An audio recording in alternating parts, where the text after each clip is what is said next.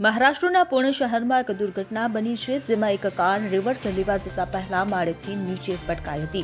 આ ઘટના પુણે શહેરના વિમાનનગર વિસ્તારની છે, જ્યાં શુભા એપાર્ટમેન્ટમાં આ ઘટના ઘટી હતી. પહેલા માળે પાર્ક થયેલી આ કાર દિવાલને અડીને ઊભી હતી, ત્યારે કાર ચાલકે પહેલો ગિયર પડવાને બદલે રિયર્સ ગિયર પાડી દેતા ગાડી નીચે પટકાઈ હતી. કાર દિવાલને ટેકે ઊભી હતી અને ભૂલથી પહેલાને બદલે રિવર્સ ગિયરમાં ગાડી જતા સ્પીડમાં રહેલી કાર દિવાલ તોડીને નીચે પટકાતા આસપાસ રહેલા લોકો ડરી ગયા હતા અને લોકોએ તરત જ ડ્રાઈવરની કારમાંથી બહાર કાઢ્યો હતો.